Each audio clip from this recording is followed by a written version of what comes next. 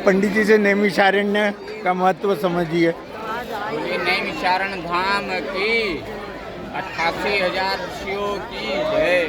ये जो 88,000 ऋषियों की तपस्वी है बाबूजी सतयुग, जो 88,000 ऋषि मुनि थे यहाँ पे एकत्रित होकर के 84 कोष के भूमंडल में 88,000 ऋषि मुनि यहाँ पे यज्ञ करते थे। भगवान ब्रह्मा से 88,000 ऋषियों ने याचना करी कि आगे कलिकाल का समय आएगा, पापाचार अनाचार बढ़ता हुआ चला जाएगा, तो हमारे सृष्टि के हित के लिए कोई ऐसा भूमि बतलाओ जहाँ मैं 88,000 ऋषियों मिलकर के यज्ञ अपना पूर्ण कर सकूं। तो भगवान ब्रह्मा ने अपने मन की शक्ति के द्वारा चक्र को उत्पन्न किया। कहा ये सृष्टि में जहाँ पे भी गिरेगा वही आप लोगों के लिए अति पवित्र भूमि बतलाई जाएगी। तो जब चक्र छोड़ा तो तीनों लोकों में भ्रमण करता हुआ चक्र वो चलता गया। इस कारण में जब आया तो उस चक्र की गति धीमी पड़ने लगी। जब चक्र की गति धीमी पड़ने लगी तो 88,000 ऋषि मुनि भगवान ब्रह्मा से बोले कि आपके द्वारा भेजे हुए चक्र की गति तो धीमी पड़ गई है, लेकिन हमको अभी वो स्थान नहीं प्राप्त हुआ। तो ब्रह्मा ने कहा कि नैमिषारण्य का जो स्थल है यहीं पे जाकर के आप आ जाइएगा, यहाँ का चंदन का प्रसाद लगाओ, संकल्प दान करो अपने नाम से, अपने पितरों के नाम से करते थे। ये नाभि गया अष्टम वैकुंठ जब यज्ञ में गिर गया तो यज्ञ का जो धुआं था उस चक्र को अपनी तरफ आकर्षित करने लगा। आकर्षित जब करने लगा तो पातालों की गति तोड़ता हुआ नीचे को चला गया। 6.5 पाताल की गति पे जब ये जाकर के पहुंचा तो 88,000 ऋषियों ने हाहाकार मचाते हुए भगवान ब्रह्मा से कहा कि आपके द्वारा भेजे हुए चक्र की गति यदि पाताल तोड़ गई है, यदि 7 पाताल पूरे कर देती है तो पूरी सृष्टि में जल ही जल हो जाएगी। हम लोग अपने इतने सालों से जो यज्ञ करते आए हैं वो कैसे पूर्ण होंगे। तो भगवान ब्रह्मा ने कहा शक्ति को शक्ति ही काट सकती है। बोले उस शक्ति का नाम बतलाओ।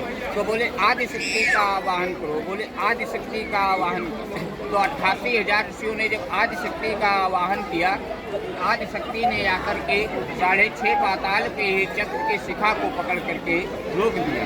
इसीलिए इसका नाम चक्रकुंड पड़ा और ये अष्टम वैकुंठ बोला जाता है। तीर्थ का अपने भारतवर्ष में 8 वैकुंठ हैं, 9 आरण्य, उनमें आरण्य भी ये है और अष्टम वैकुंठ भी है। तो इसीलिए इसको अष्टम वैकुंठ के नाम से भी जानते हैं। जो हम लोग अपने माता पिता की गया करने के लिए जाते हैं उसका ये तीसरा भाग। जो चरण गया है वो जाकर के बिहार में है।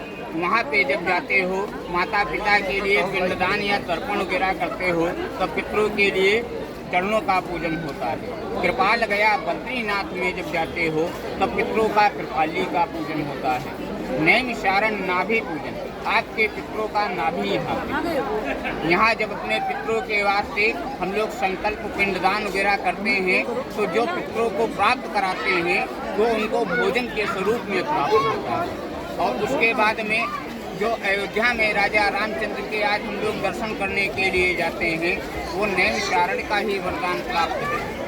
सतयुग में महाराज मनु रानी शत्रुपा जिनसे भई सृष्टि अनुपा, उन्होंने यहाँ पे 23,000 वर्ष एक पैर 2 भुजा उठा करके तपस्या किया। जब तपस्या उनकी पूर्ण हो गई तो भगवान विष्णु आए, कहा मांगिए आपकी तपस्या से हम प्रसन्न हैं, क्या वर चाहिए। उन्होंने कहा यदि हमको आप देना ही चाहते हो, आप समान पुत्र की कामना कर रहे हैं। बोले हम समान पुत्र आपको संसार में दूसरा कहाँ से खोज करके लाएंगे। कहा त्रेता युग में जब राजा दशरथ और रानी कौशल्या के नाम से आप जाने जाओगे। आपने नैमिषारण की धरा पे तपस्या करी है, यहाँ से किया हुआ 1 गुना फल आपको 4 गुना की प्राप्ति देता है। तो वहीं पे राजा रामचंद्र भरत शत्रुघ्न लक्ष्मण का जन्म हुआ। जो हम लोग अपने घर में श्रीमद् भागवत और वेद पुराण सुनते हैं उन सारे वेदों पुराणों का नैमिषारण में ही लेखन हुआ। यहीं से सारे वेद पुराण लिखे गए। फिर उसके बाद में जो सत्यनारायण हमरे लोगों की कथा सुनी जाती है वो सत्यनारायण व्रत कथा वो है जो आपको श्रीमद् भागवत सुनने का ही फल प्राप्त करा। जब 88,000 ऋषियों ने भगवान ब्रह्मा से याचना करी कि कलिकाल के समय में किसी के पास में पैसा है, किसी के पास में वो भी नहीं, किसी के पास में समय है तो समय नहीं है, तो कोई छोटा सा व्रत बताओ जो मनुष्य उसको करके मोक्ष को प्राप्त कर सके। तो भगवान ब्रह्मा ने 88,000 ऋषियों को कहा श्री सत्यनारायण व्रत कथा जो ऐसा है वो यदि नैमिषारण्य की धरा पे सुना जाता है तो आपको अनेकों गुना फल की प्राप्ति देता है। बोलिए नैमिषारण्य धाम की जय।